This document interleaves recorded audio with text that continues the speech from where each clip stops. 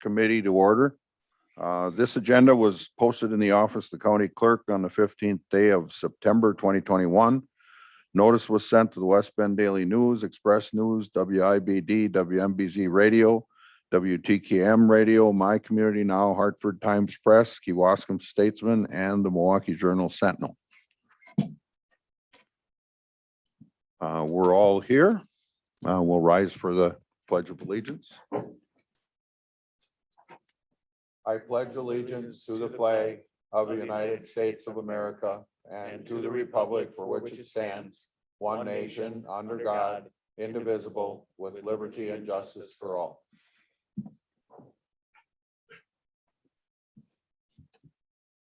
So, good morning, everyone. We have a consent agenda. We're going to pull out items C and D for more discussion. So the other items, do we have any comments or questions? Motion to approve from Doug, second from Will. All in favor, say aye. Aye. Opposed? Okay, consent agenda passes. Then we'll talk about transit ridership.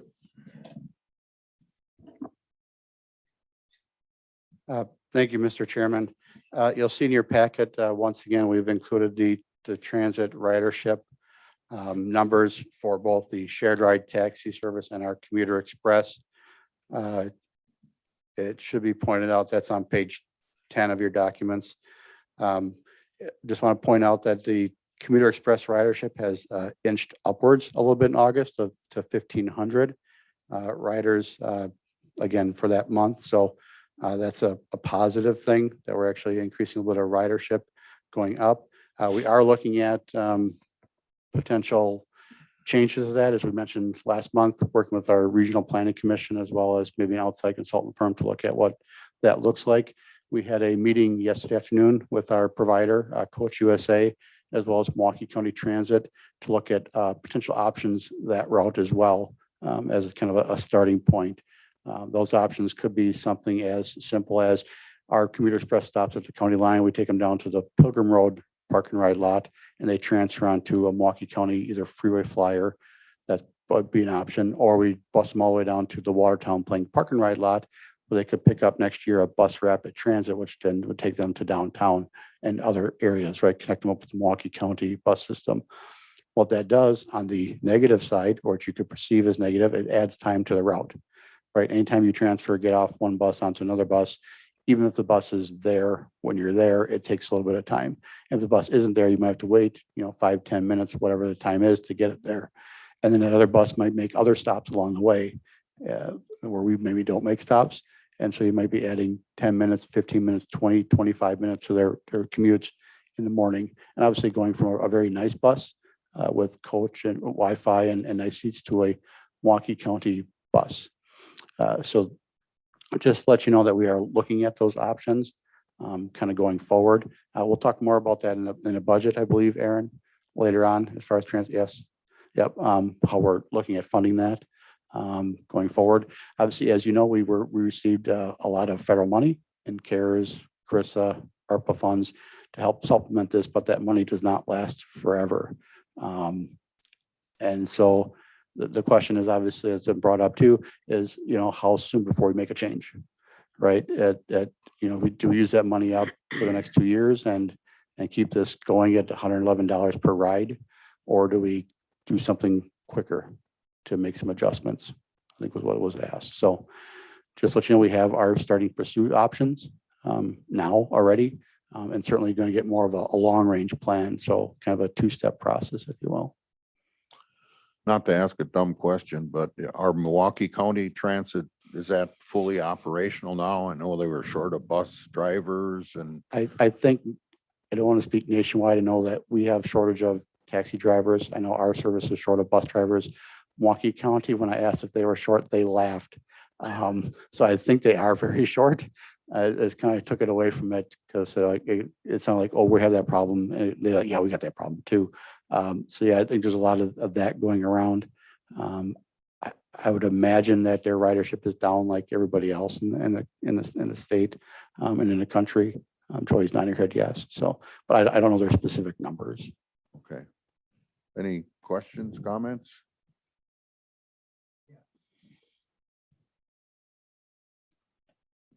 I'd like to see us make adjustments as needed, to save money rather than dwindle it away and then what?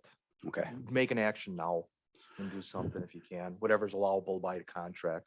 Okay. Thank you.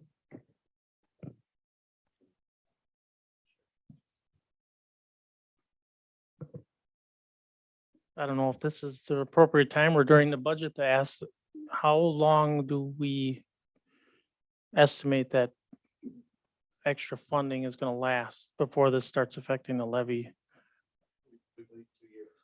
2 years. Sorry, I was off. I want to make sure. We believe 2 years.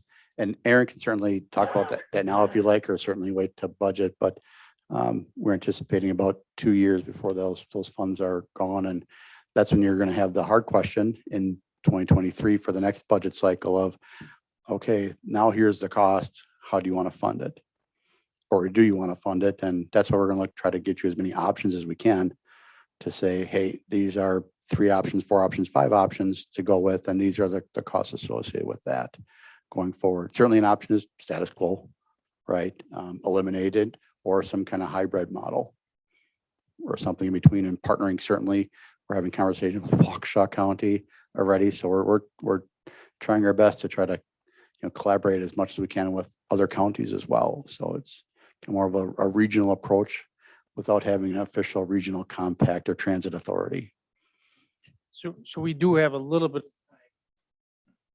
to see if this will bounce back a little bit more before we make any decisions. It's, I mean, yes and no. I mean, so yes, you have time from a budgetary standpoint. But if you didn't use the money on the service that we know is failing, you could use it on a different service or a new service and maybe have that money last a little longer. Right. So I mean, it's that's the other side of the coin, is that if you ended the service today, our money would obviously extend out that much further and use for our shared ride taxi service or something like that. Right. So that's kind of the options you got to look at. And that's what we're try to get some options to you. Because the sooner we can make that change, if we do make a change, hopefully the longer that money lasts. And then we'd have the money to actually make a change too. Otherwise the money's just kind of gone. If we do have to make some kind of major purchase or software purchase, who knows what. what is the fare for one of these rides? What is the fare that a rider pays? $375. Thank you. 375, and right now our current cost is 111 or so. $111 a ride. Yeah. Yeah. Per ride each way. Yeah. And the same thing, the 375 is that for a 2-way trip, Troy? One way. Yeah. So if you round it up, it's $4 versus 111. So it's heavily subsidized. Yeah, my concern is when that subsidized runs out. Yes, that's what Aaron will touch on that as far as the budget is concerned. Okay. It will run out. Yeah. I mean, or, there was talk about the infrastructure package potentially too, right? So there might be other options that come down the road too. The federal government's very interested right now in keeping transit going. And they're putting their money where their mouths are. Thank you. I think we're pretty much all in agreement that it's not smart to waste federal money, even if it's federal money. And there is got to be a better way. So I applaud your efforts to try to find a better way you enjoy, and let's get on it. So, it's good we have time, but when you look at the shared ride taxi is back to 60 or 70% of what it was several years ago pre-COVID. And, the commuter express is not, way not. So, let's stay on it. And just to point out, part of the shared ride taxi being down is we are turning away about 60 rides a day right now because of driver shortage, and that's, you'll see that in one of the next agenda items. So, Wow. so you might start to hear that too as county board members and county executive, that those numbers are down partly because we don't have enough drivers in the seats to make all the rides happen. So that's part of that too. When you look at what 60 rides a day that we can't do over not quite a 30-day period, but there's some weekends not as high as demand. You add those in there, you're pretty close to right back where we should be. Any further discussion? Is there any way you can take the WCCE drivers and transfer them to the taxi so we can pick them up, or is that two separate? It is two separate entities, two different contracts. The Commuter Express has their own problems getting bus drivers too. So it's not an STS issue. It's not a Coach USA issue getting drivers. It's kind of that nationwide. We were paying our drivers $10 to $11 an hour, and that's they start very early in the morning. When I'm driving into work at 5:30, they're already heading south on Highway G. So they start early in the morning. They're out there late at night and pushing wheelchairs, still dealing with COVID, as you know, that's out there. So issues that are concerning. We can certainly talk about that in the other agenda item too, if you like. All right, any further? Well, let's move on to the shared ride taxi contract modification. Thank you, Mr. Chairman. We included this into your report. We, along with Ozaki County, were contacted by STS over a month ago now concerning the wages that they're offering to their drivers. Again, they're around that $10 to $11 an hour range. Looking at a way to actually get drivers in there. Like I said, we had issues getting drivers in the seats. We had the same issue this year, just getting summer staff paying $10 an hour to get summer staff in there. You can imagine a full-time-ish job paying $10, $11 an hour. Like I said, dealing with the stuff, like I just mentioned earlier, COVID, wheeling people in and out, cold hours of operation. When then their operation was just off of Schaumbauer over here, and a new Quick Trip came in and was offering $13 to $16 an hour and different working conditions. So you could imagine they were very much struggling and still are. And we're looking at posting on our Facebook page for drivers as well to make sure we can get that out there to the public to know that we're actively looking. And again, like I said, we're turning down drivers. This went to Ozaki County Public Works as well. Again, two different forms of government. Ozaki County is the administrative or the executive form of government. And since we weren't out asking for additional funds, because we do have the funds available to make this happen with the CARES and CRISA funds, that we decided to bring this forward. It is done at a staff level now, but you'll see it as the budget item later on for the next 2 years. So that's where kind of, if you're concerned why we didn't bring this forward to you, it's because of the way our government's set up different than Ozaki County's right now. And so we looked at that as a reasonable rate to get those drivers up to anywhere from 14, I'll call it 14.5 to $15.5 an hour. If you push a wheelchair, you get more money. If you're the ambulatory, I believe it's called, correct? Non-ambulatory, sorry, non-ambulatory, that makes sense because they can't move themselves. So they get paid a little higher rate than those that just basically, drive from point A to point B and don't have to help people, in and out of the facility. So again, closer to that $15 an hour, which we are hoping would gather them in. And if you can certainly read the report, and I can go through all the percentages and dollars amounts, stuff like that. But the bottom line is we're trying to get the drivers, it's just through pass through to get the drivers up to that $14.5 to $15.5 an hour. That's the short version. But if you want to talk percentages and numbers, I certainly can too. And Joy is here, our transit operation manager, can kind of go through that. It was, I think, very positive experience between us and Ozaki County and the transit operator, STS. There was a little confusion at one of their board meetings, so Ozaki County had to take it back to a second board meeting because of what they did and how the motion was made, but everything's fine now. Yeah, thank you for sending me all those emails. It was interesting reading.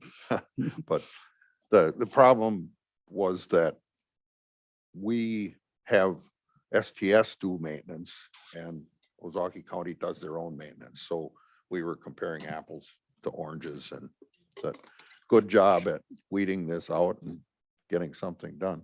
So, Thank you. any other questions or discussion? I just want to make sure I understand your memo correctly. Sure. So is this basically an advance on the CPI increase for next year? A partial advance? Partial, I would say yes. Okay. And then Then- next year it'll just be the CPI. So in 2023, it'll just be the CPI. Yeah, I'm sorry. Correct. 2023. Yes, Yeah, if that's a question, yes. 2023, so it is an advance on CPI this year, plus, well, $1 extra to make sure they get up to the close to 15. And then continuing on, it is only CPI, so 20, which is already written into the contract. So it's an advance on it this year, and then in 2022, so going into 2023 is the CPI. Okay. That's the way I understood it. I just want to make sure. Thank you.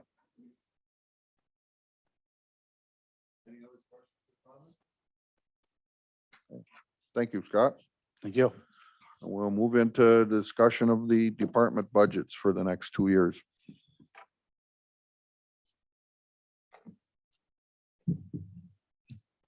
Morning, everybody. So I'm starting these meetings with sort of a process update, so everybody kind of understands where we are in the budget process overall.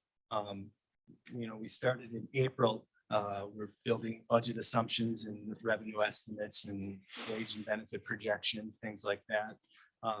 That takes us into June when we're starting to train departments, and we issue tax levy targets at that time. And so a tax levy target is essentially a tax levy number that we get and we give to each department, which with in most cases a moderate increase with what we think they can handle in their budget.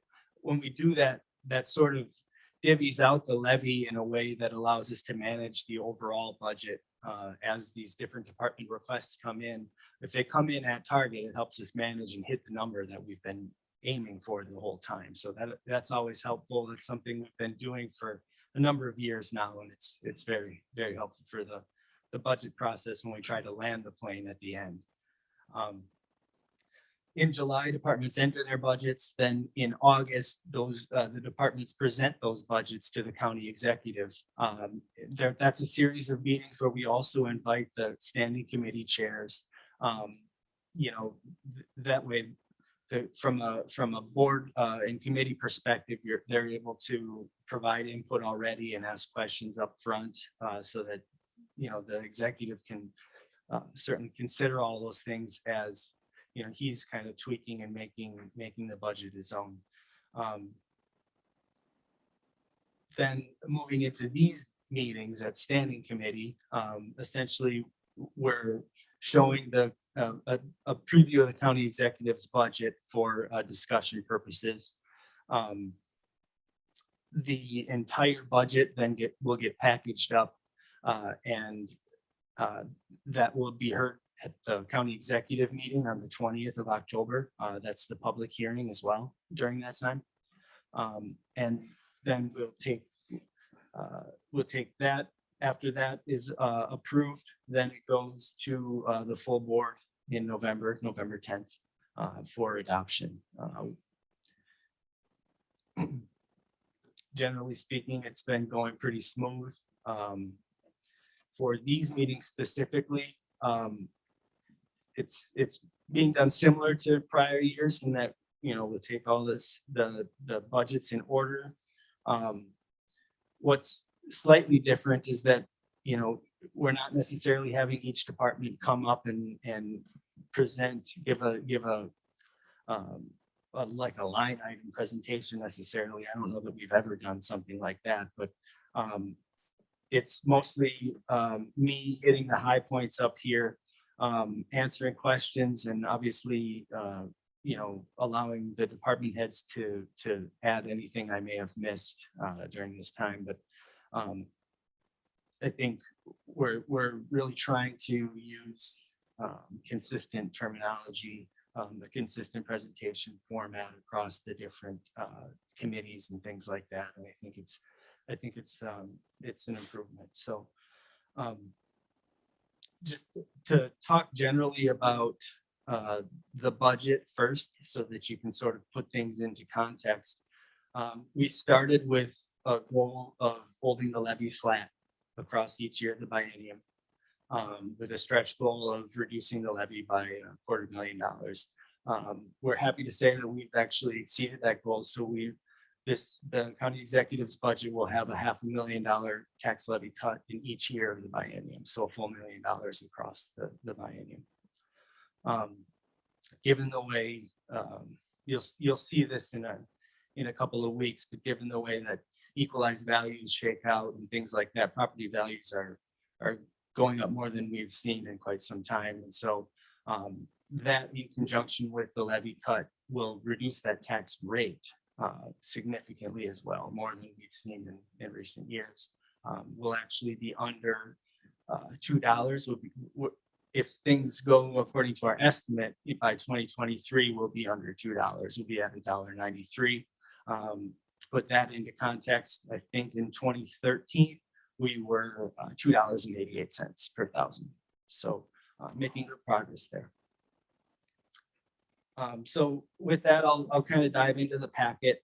That packet starts with what we call a functional area summary. So basically it's each of the budget areas that are heard by this committee, and we kind of group those up in a way that you can see sort of a summary view. And we talk about positions in that section as well, but I don't have a lot to present on these sections. Most of what I wanted to talk about are in the individual budgets. So unless there are any questions, I'll move right into the facilities budget. So items that change big here, we'll see in the individual budgets. That's correct. Yeah. So this is sort of a summary view that most places do. It just kind of gives you a snapshot, but yeah, the meat is actually in these individual departments. So You could keep moving then. great. So starting with facilities, just one comment overall on this budget.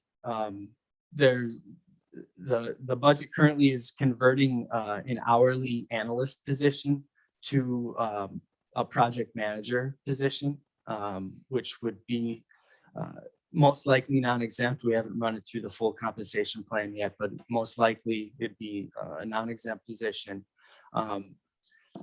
The budget also creates an assistant position to help with that additional project workload. There's been a need in this department for project management, and the dollars have been put into the budget. If you've got specific questions on this piece, I would probably defer to the department about their request. But I did want to point out that is in the budget. Marcy? That specifically was one of the questions I had. We're looking at getting someone else into administration in that, excuse me, in that department. So why is the necessity for this extra person? Does this have anything to do with the Samaritan project coming up? If Scott or Kara wants to speak on that, otherwise I could. Sure. So we have seen our CIP budget in general increasing year over year. Next year, well, actually starting this year into next year, we have an extremely large project for CDBG. And we also are seeing an increase in the complexity of some of the projects. For example, we have a project that will take place behind this building where we have a underground fuel tank, parking lot replacement, a security issue and a landscaping issue all kind of combined into one project. So those, in addition to just, we are struggling to get traction on our projects moving forward because we don't have anybody on our team that's dedicated to projects. We parcel it out to different individuals. So we just don't seem to get any traction. So we have trouble completing what we've already got. In addition, we've got an increasing number of projects coming up in the next 7 years, really. In addition to that, we have, within our office, we provide support for our technicians with our work order system. We manage our fuel island system, which requires a lot of reporting on a weekly basis. And we manage our card access systems, and our fire and security panels. So we have a lot of administrative work as well. So this position will take on some of the work order administration, as well as supporting the project function, for that project manager. Okay, thank you. I appreciate it.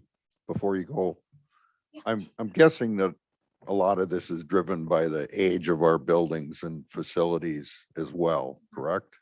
It is. So as our CIP has some complex projects that have a lot of, moving pieces to it. In addition, we're replacing aging systems. And if we don't get to those projects, then we see increased maintenance costs.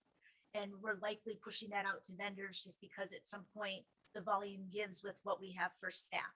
So at some point we'll start to see increasing repair and maintenance costs. Or we'll have more often have failures with emergency repairs that cost more. Right. Doug?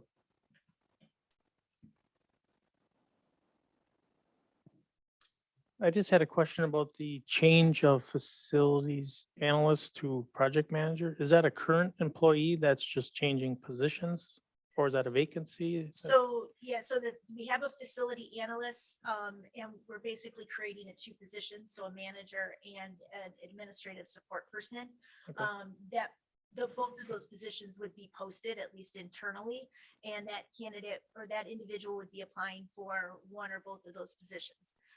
So it's, there's an HR process behind how that would work. Okay, thank you. Does that current person have like the skill sets? You have a big kind of list of what you're looking for in So the, the individual does have the skill sets to move into the project management or manager role. Again, there's an HR process that I totally can't speak to, but would assume that there's an opportunity for at least internal candidates to also apply. Internal candidates would be considered. I would expect that this is a promotional opportunity for our individual, but again, there's, it's splitting 2 positions. And he is aware that we're looking at doing this. And Thank you. the implications. anyone else? All right, I guess we'll keep moving. Great, thanks, Karen. So just starting with some of these financial tables, the top one is a good example of this. So that's where we budget for central fuel.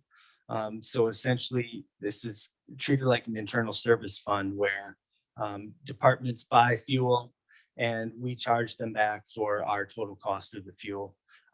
That's why you see no levy impact there. And I just wanted to explain that because that's in a couple of spots throughout this budget. So the PAC is the last financial table on here, but that's another example where a lot of our groups that are housed in the PAC, those are some grant funded operations in some cases. And so by us charging ourselves, essentially, it seems silly, but those agencies are then able to recoup those costs against the grants that they're funded with.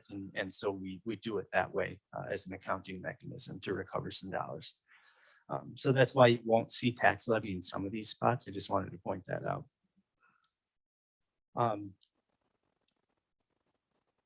So I think the next one I wanted to talk about was the Fair Park section. So they're showing an $81,000 increase in their interdepartmental charges. That increase that represents another cross charge, but in this case, it's the Parks Department cross charging for maintenance work that they do at the fair park. Prior to the new agreement coming into place, the fair park paid those costs. Since that's changed, Parks bills us now, and that gets paid that way.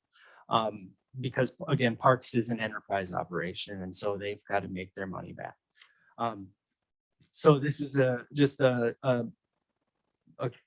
shift essentially in the budget, but it is something to point out. So I wanted to note that it's showing an increase here.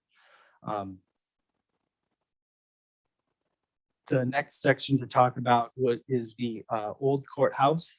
So that's the bottom financial table on that first page of facilities. You'll notice in moving into 2023, some tax levy is actually shifting into this budget area.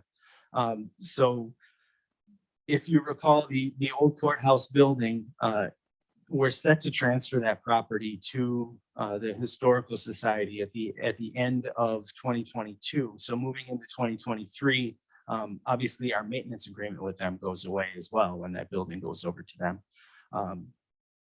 We were showing the tax levy that we used to support that function over in a different budget that was under the administration umbrella. To keep things cleaner, we shifted all that tax levy over here. In 2023, there's just a little bit left. Essentially, those are phase out costs that we think we'll need to make the transition. I would, then we should anticipate moving into 2024 that all of that levy goes away. Either, I'm not sure what will remain of that relationship, whether, I mean, if we're tied in with a lot of different functions in that building. And so if there's something that we need to pay for and then they pay us back, there may be some expenditures and revenues in here that remain, but it should be levy neutral at that time. So.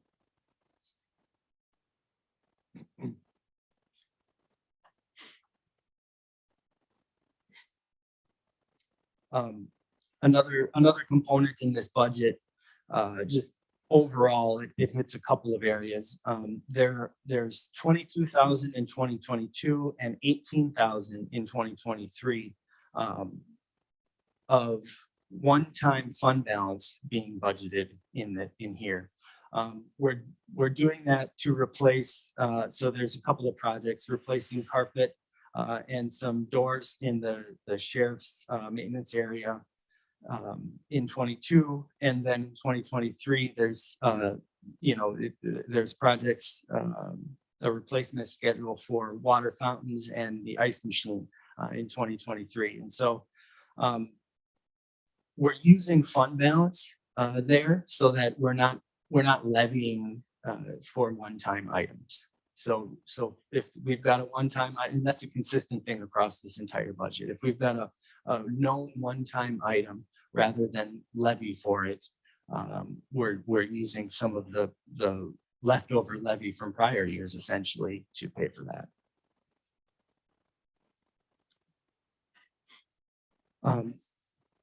That is all I had for the facilities budget. Did Kara or Scott have anything to add, or are there any questions? Otherwise, I can move on. I was impressed when we had the meetings with, we're talking about millions of dollars in budget, and we argued back and forth about $18,000 for an ice machine. But Yeah. the process was interesting. It's funny. Sometimes those smaller numbers are easier for us to grasp, right? Because we've all bought things rather than these multi-million-dollar projects and things. It's tougher to grasp. So. So with that, I'll move into highway. Sorry, just to take one step back, there's some, there are position in this packet as well. Before we get to the highway, there are job descriptions for those two position changes. And there's also what we call a capital outlay request. that sort of provides a little bit more detail on some of the one-time items that we just referenced. And that is consistent across the rest of the departments as well.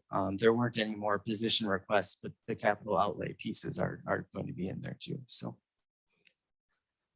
moving into highway, this is a budget that's, even the way we display it is different from other budgets across the county. Essentially, it's broken out into two areas, sort of the way I think of it. So an enterprise fund and a special revenue fund, basically.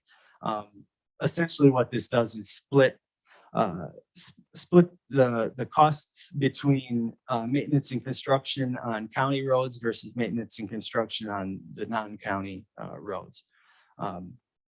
Generally speaking, we spend sales tax and tax levy when we do county work, and we get state and local money when we do work for those entities. And again, that's generally speaking, but this budget is also unique in that it's tied in directly with the CIP. You're also familiar with the 2050 plan, I'm sure.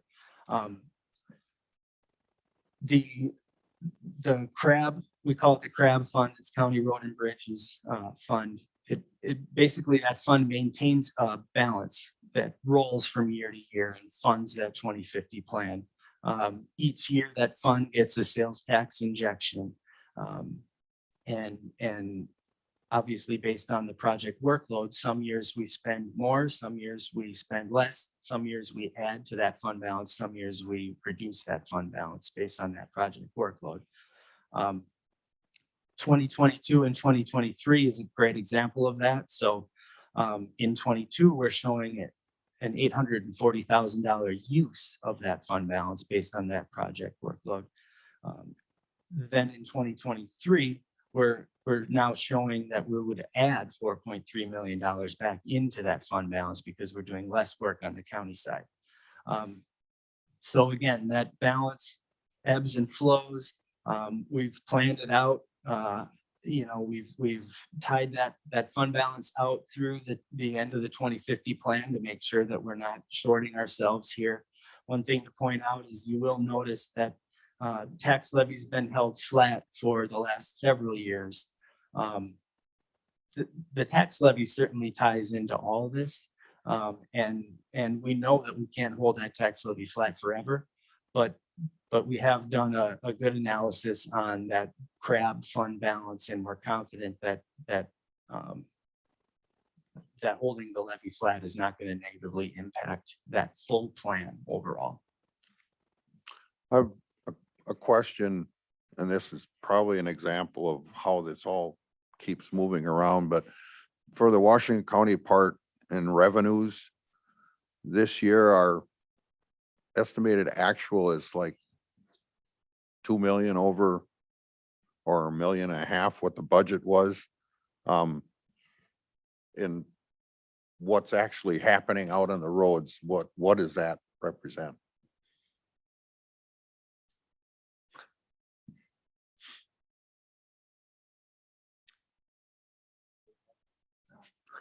I'm sorry. Excuse me, which line are you on, Chairman? The Washington County revenues Revenues.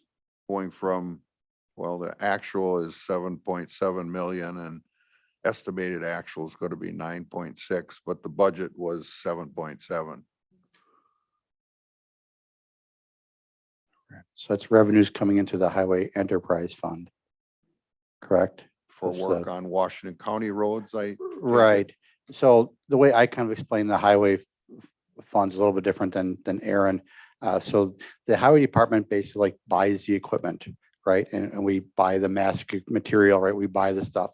Every time we use it, we take money from either the state who's using the crack fill material or the county or a local municipality, right? So that's how that system kind of works, right? So the highway fund basically buys the trucks and we get revenue from that every time the truck rolls, whether it's on a county highway, state highway, or a local highway. So that's how that kind of works. So what we're looking at doing is that we have budgeted amount of revenue coming in about 7 million, but it's looking more like the project values are closer to 9, probably because of the at work we're doing with the town of Addison, that we probably didn't include that revenue that's coming in from the town of Addison. They're paying that bill down on Highway W, but then obviously the money goes right back out as well. So I assume that that's where that $2 million is roughly coming from, if Aaron has a better explanation. But those projects that we got working on right now that are kind of coming in, and sometimes we'll get grant funding and stuff like that. So we'll pay it out first and then coming back. That's why like 2023 is so less, because remember in 2023, we're doing the roundabout at Highway Q, still a $2 million project. We're only paying 10% of that, right? So you're looking like, oh, why we, we're doing all this money on roadways, but that one is if you look at your CIP, right? We're doing paving and that Highway Q roundabout. So this revenue number being bigger represents that we did more work than we expected, essentially. Yes. Mhm. Right. Mm-hmm.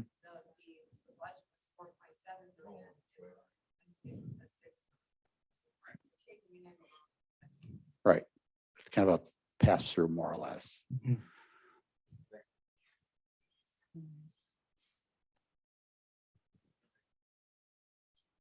Was there? Oh, I got one. That was my first, which makes sense. Addison. Okay. Also under administration, under expenditures between, our current budget 2021, we're 700,000, and then we go down. What are you changing in administration there that we're going down that far? We would have to look at that account.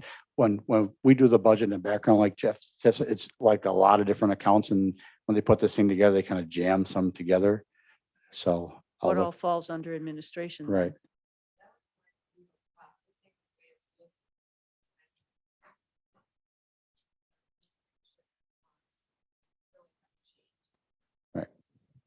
Just shifted to other areas. Okay. Essentially, that's what happens is All right. this is largely, again, an accounting function, just the way it moves from one of these Okay. groupings to the other. And this budget is presented in a way that's unique to any of the other budgets that we do across the county. And so there's some moving parts here, but that We are represents- not looking at reducing any staff in administration. Thank you. Mhm. That covers both. Thank you. So again, to Scott's point, there's no position changes in here. The last thing I wanted to note in this section specifically is that we have every year since 2018 and in some years before that have levied $100,000 for bridge aids. And that does continue in this budget in both 22 and 23. So all part of the 2050 plan and things. And correct me if I'm wrong, Scott, but bridge aids,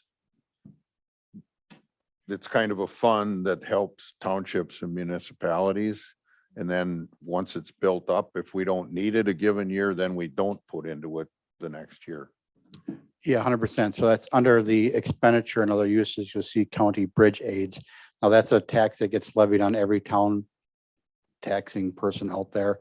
And basically, so the town of Jackson, town of Farmington, town of Barton, right, they all put this money into this fund, and then the other towns use this funds to replace bridges or large culverts.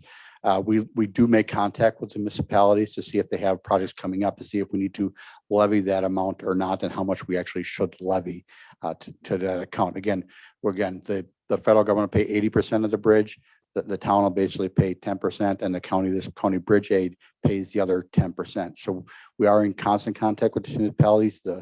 The budget cycle is actually going on right now to apply this month into October. So we know what those numbers are, and we were hoping to reduce those, but there are a couple of towns that now are looking at doing some bridges. And we got some towns like town of Jackson already has one in the system. Town of Kewaskum has one in the system. So we got to make sure we have the money available for them too. And then obviously there's also a little bit of rainy day fund in there. You can imagine if we had a major flooding event in the county and a bridge got blown out or a larger culvert got blown out in any town, that they would have funds for them, read it right away to actually replace that and apply for those funds. So we do have a little bit of a balance in there just for those kind of rainy days, but especially with a 2-year budget cycle, you can imagine the towns going out there, sometimes they don't inspect all their culverts every year and know what they're gonna do. So this allows for that, if those one-offs of, oh, rats, we forgot, we're gonna do this one in 2 years. Let's do that. So there is a little bit of fund balance in there too, but not a lot. Probably not as much as a commissioner would like if we had a major event, but I think about $50,000, which if you know for a larger culvert, it can eat that up pretty quickly. Thank you. Doug? That was my question exactly. It was their fund balance besides the budget of 100,000. Yes, yeah, and we track that. We actually just worked with Aaron about last week or the week before, Aaron, just to run our numbers and what we had in the account and what we know is already tabbed aside, set aside for those projects that aren't done yet. I'm back in town of Jackson because they got a bridge coming up. It's not done yet, but they already requested the money, so it's kind of set aside just for them. And has been talking to other town board members too to say, okay, what are you applying for? Now they're going to apply, and we're getting the money in here. It's possible they get denied or pushed back, but the timing of this, Doug, is just we Yeah. got to do it now Yeah. to put it in there. So.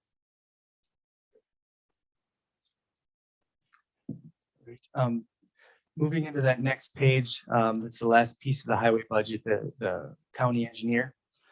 So this is one where we keep it separate because the engineer, we're able to charge all of the costs related to this position, and you see some services and materials and supplies in here as well. We're able to charge these costs out against certain projects, whether those be highway projects or we've got some examples actually here. So there's a project with the courthouse, for example. When there are engineer related projects, we're able to essentially hire our internal person and use that to recoup some of those funds. So this represents no change in tax levy. There's a little tax levy in here, $25,000. So there's no levy change despite some cost increases, just for the standard, merit and COLA and things like that. A handful of other incremental costs, but generally speaking, this represents basically an additional planning for additional workload to be charged out with this department. This is another area where obviously we know we can't keep the levy flat at $25,000 forever, but we were thankful that for these coming 2 years we're able to keep it flat. So. And again, there's a list of capital outlay requests for the highway department. I'm curious, Scott, do we still have those old Mack trucks? Why, yes, we do. 1978. We are How many miles do they have on them? close to 300,000. Yeah. Not that much for a haul truck, actually, when you look at the age of them. We do have a plan in place now to replace those. We have 2 quads. We're opening another quad axle dump truck this coming year, and one into the next budget as well. So we're looking at most likely selling off 4 of those this coming year, holding on to 2 of those the next year, and then selling off those other 2. So if you know of anyone who's interested in a nice truck that runs well, built really well, obviously, no emissions on it is a big thing in this time and age. It does have relatively low mileage for that type of truck. But yes, we are looking at selling them. They are past their useful life with us right now. Except they still are used. So keep one and put it in front of the highway shop. Flowers like that. All right, thanks. So with that, I'll move into the transit budget. Obviously, this is where we budget for the share ride taxi and the commuter express. One just general budget change that I wanted to point out is that it was referenced actually a little bit earlier, the operational, the ops contract tied to CPI. CPI is not looking great these days. We're seeing that across a couple areas in this budget. We're keeping an eye on it for moving into 23, but this is one of those areas where when our contracts are indexed to CPI, it's a steep increase moving into the next year. So the other piece I wanted to talk about is that you obviously see the tax levy reduced from where we budgeted in 2021, 658,000. We've got it down to $350,000 in each year of the biennium. Essentially, this reflects an approach where we would be using those COVID and those other revenue sources that we talked about to fund the Commuter Express program in 2022 and 23. The change was basically that change was made, again, we've talked about it here earlier, in recognition that something needs to be done with the program in its current state. And a public policy discussion needs to happen prior to 2024, certainly based on this budget. But it sounds like there's some desire to have that discussion much sooner than that. And so this budget buys us that time. And so it's under your purview to certainly bring that discussion forward. And any resulting changes would be likely incorporated into the 2024 budget. There's obviously also potentially, there's a potential for a budget amendment once we get there, but we're obviously not there yet. So that was the little bit I wanted to talk about with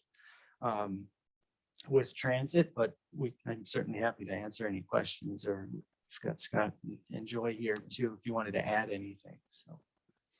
If I could, Mr. Chairman, I just want to put a little more succinctly than Aaron did. What he's telling you is that in 2023, you have to make the decision, do you want to put more levy dollars towards Commuter Express or not? Right, I want to get very clear, right? Because we're dropping the levy from 650,000 plus or minus down to 350, that you're going to be asked, do you want to increase the levy amount for transit in 2023, right? As far as the Commuter Express. So just to put that out there as clear as we can, so that it's funded right now through CARES and CRISA and ARPA and all that stuff, that by 2023, if you don't make a decision before that, you will be asked at that time to make a decision. Do you want to increase the levy and keep this going or not? Crystal clear. Crystal clear? Okay. Okay. Thanks for pointing that out, Scott. Sorry. I just want to make sure we all know what we're looking at here with this budget as it's presented right now, what you're voting for here and at the board level. That's what I had for the budget. Unless there were any questions, this is a discussion item. So happy to answer any questions. Otherwise, that's what I had. For my part, I've had all the questions answered as we went. So anyone else?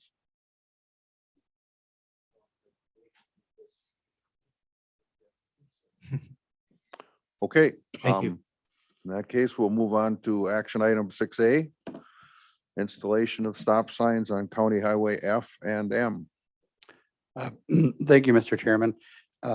As you'll see in the report, back in 2019, the Washington County Board of Supervisors approved our intersection safety analysis plan. Thank you.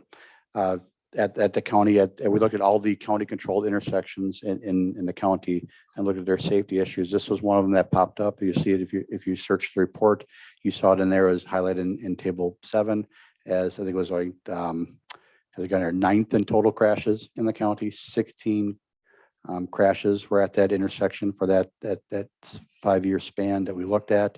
And also, if you look at from 2018 to 2020, which was a shorter span than 13 to 17, we had 19 crashes. So the problem wasn't just magically going away. It wasn't a one-time fluke. It was there in reality. And so we realized that something needed to be done. We've recognized that in the report. So we hired a firm to go look at that intersection because we got some complaints about how long it backs up in the morning and at night. And so we hired a firm to go out there and do some analysis more so than we could do in-house to see what the turning movements are, how long the backups are, and really see what we can do at that intersection to improve it. At the same time, we are looking at in reconstructing Highway M to the north of here in 2022. So I thought this is a really good time to take a look at this analysis. We hired Patty to do the report. They went out there, did some traffic counts and the recommendation based on delay times and stuff like that, the intersection. So Right off the bat, traffic on M is 5,400 vehicles a day. But M has the stop sign and F is only 3,500 and they don't have a stop sign. There has to be some history. yes, led us to the that. history is if you're familiar with that intersection, there's a hill coming over on Highway F towards the intersection. And so to get those people to stop properly in a through movement, if you're going through on Highway M, there's also a house at the corner, the southeast corner of that intersection with the aerial photo. So very challenging for any sight lines to see if are those other, you want to be able to see if those other people are stopping or not, to know if you should continue through the intersection or not. So Highway M, very challenging to have that be a free movement north-south because you have the hill coming from one side, you get the house on the other side, unless we did some major expenses down there. We certainly do that to improve sight lines in each direction. So that's how it came about kind of originally, I would assume. But it's been a stop that condition for before I was even commissioner. So that's just my assumption, looking at the geometry of the intersection going, yeah, if you're driving through north and south and don't stop and someone else doesn't stop the other direction, you're probably going to get hit and T-boned because you don't have the reaction time to stop. Has the traffic volume on M steadily increased more than on F? Yes. Is that the other Yes, part of it's that? because of the travel route to get down to, they've done a lot of improvements to Mequon Road through the year, from 2 lanes to 4 lanes in most of Mequon Road in Washington County, actually I think all of it now. And so that traffic from that Cedarburg area that wants to get down towards the other part of Milwaukee, they kind of use this to get down into that area, and 145 it's interchangeable with 41 was redone a couple of years ago as well. So yes, the traffic volume on M is constantly going up a lot higher than what on Highway F. So yes, it's an anomaly, right? And the people that you would always think that the higher traffic would be the free flow without a doubt, and lower traffic would stop. It's completely flipped. We had a resident was out there was complaining that it's not needed, and he goes, "There's more traffic on F than F." I'm like, well, not according to every count that we have. So even the people that are out there are kind of like now starting to realize what's going on. So we did have Taddy go out there and look at those traffic volumes and the turning movements, as well as to incorporate it potentially within our plan. We also reached out to the city of Mequon, which owns Freistadt Road to the east, Village of Germantown, which is currently owns Wasaki to the south. And we're asking them to also pass the same resolutions. It's our intersection, it's our county controlled, but we don't want someone to get off on a loophole later on saying that they blew this stop sign when the city of Mequon doesn't have an ordinance for this stop sign. So we are working with the local municipalities. They're both given a copy of the report. They're both on board with it.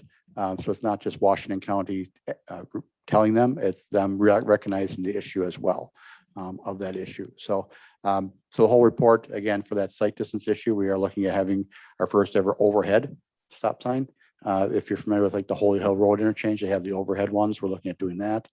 Whether we put the blinking stop sign on there, we haven't decided that yet because they are a little more expensive. The current budget has that number in there, but once you put it up, you've got to maintain it. And if the thing fails, you'll get a lot of calls right away that those things have failed. So we might see if we can do it without that to begin with. We're looking at County Highway F is looking at a repave, I believe is in 23. So we might put in some rumble strips that could easily be replaced out in 2023. Rumble strips, if you don't know, are very contentious. Thank you, not contagious. I knew that wasn't right away. I appreciate that. They can be, right? So we thought, well, maybe for a short period of time or some portable rumble strips in a short term. But the good news is people on Highway M have to stop right now. So if someone does go through on Highway F and doesn't stop, at least the people on Highway M are used to stopping. And hopefully we'll recognize that other vehicle is not stopping to get there. Especially if they're going 50 miles an hour. If they're going, 50 miles an hour or more. So we're looking at doing this for safety, and just a couple of things I want to point out in the report. I know it's rather lengthy, but I do appreciate them doing their due diligence on that, is that by going to a four-way stop, there is estimating a reduction in crashes by 50%. So 49%, so that's an extremely positive. If you went through the warrant analysis, the four-way stop was warranted. The warrants that didn't meet was pedestrian traffic, which is not a surprise out in a rural area. And then the other one, where you cannot see the conflicting traffic, right? Because you can, if you're at a stop sign, you can't see the conflicting traffic. So it didn't meet two of the warrants, but I looked at those two warrants going, well, those are two minimal warrants that are out there. So, and it is looking like it's going to function. They do the functionality analysis, see how well it's going to operate in the future. They call it like level of service. Level of service A, it's functioning great. Level of service, basically F means it's failing, right? And it's basically how long those people are going to delay there. So even out in the future, you're talking A, B, or C, which is functioning acceptable levels as far as the DOT and the county is concerned, as far as the operation. If traffic does increase much more through the years, which it certainly could, then yes, we certainly got to look at traffic signals on and stuff that just wasn't meet those warrants right now. So it certainly could come back at some point in the future, but this is a relatively low cost for both safety and traffic volumes too, that I've been out there and cars have been backed up 20, 30 deep in the morning. It's amazing. I'm from Germantown, so I'll just drive out there and see. It's like, wow, I can see why there's crashes. People are not being patient and they're going to take their chances out there.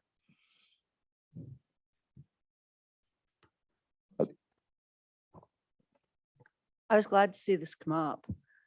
We had used that route for a while we were working some ground to the south. And we deliberately went through there, not in peak time. And it still was difficult to get the farm equipment through that intersection because the sight lines to the west Yes. on F, that hill makes it difficult. They come over that hill pretty quick. Mhm. And even looking to the east, it's hard, There's unfortunately some trees on private property that we can't get to all the time. right? But the one thing I was concerned about, well, these people are going to come over F. So when I saw the design for the raised stop sign, that should help a lot. Yes. So I think it's well designed, well thought out. And I do see that as a major improvement to that intersection. It is difficult to get through there. Mhm.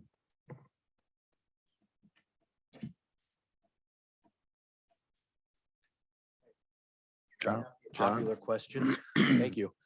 Well, number one is, wouldn't it be okay to just put the stop sign on County F and leave M travel through, or is there sight? It's line the sight conditions? lines that are the challenge out there. Like Okay. Supervisor Bishop pointed out that if you're going through, you can't, if you're coming, especially northbound on County Highway M, you can't see traffic coming the other direction just to Gotcha. stop in time. If someone else happens to be going through the intersection, especially if you're going through at 40, 45 miles an hour, that they're currently posted speed out there. So it is a challenge. And you're kind of coming over from the south, you come over a little bit of a rise to get to the intersection from the south too. So it's really a sight distance issue why you wouldn't have M going through. Like I said, we could look at that option, but that option is going to be very expensive to purchase a home and then take the hill down. So we did look at that and saying, well, can we Yeah, just switch it? right. And because one thing we talked about is effective and efficient mobility, right? Mhm. We're pounding it home and going, how can we keep the traffic moving better, right? And so we looked at that going, yes, is that an option that we could do? First of all, is to flip it. It just doesn't work out from a functionality standpoint, unfortunately. The geometric to the intersection just don't allow it right now. Okay. And then the second question, do you think there would be a time, this is the one I think you guys won't like, that they would do a roundabout versus stop and go lights? It's possible and way out in the future. I mean, like, we want more like 10 to 20,000 vehicles, from Oh, each gotcha. direction. And so we're at the 5 and 3 or Mhm. 5 and 4. So we're not quite there yet. We have to double the traffic volume. So like I said, in the future, yes, I do anticipate that if the traffic volumes keep increasing, that traffic signals or roundabout would probably be warranted. Then that house magically probably ends up going away. Going away. Or gets the roundabout gets pushed further to the north, but you saw that hill and people coming over, just like we talked about on 175 and S, where you got a hill coming over to a roundabout. Sure. Not always the best Right. case scenario. So, Okay, thank but you. yes, I do anticipate traffic. If traffic keeps increasing, sometime this will be coming back to the board. Anybody have any other comments or questions? Doug makes a motion. Marcy seconds. Before we vote, I'll say, Scott, looking at all the reports, and this has been to the Traffic Safety Commission, great job. Thank you. And I know it was a dance with the different jurisdictions, so appreciate all the work you did on this. Thank you. So, all in favor, say aye. Aye, opposed? Okay. That concludes our business. Our next meeting date is Wednesday, October 27th. We'll see you then.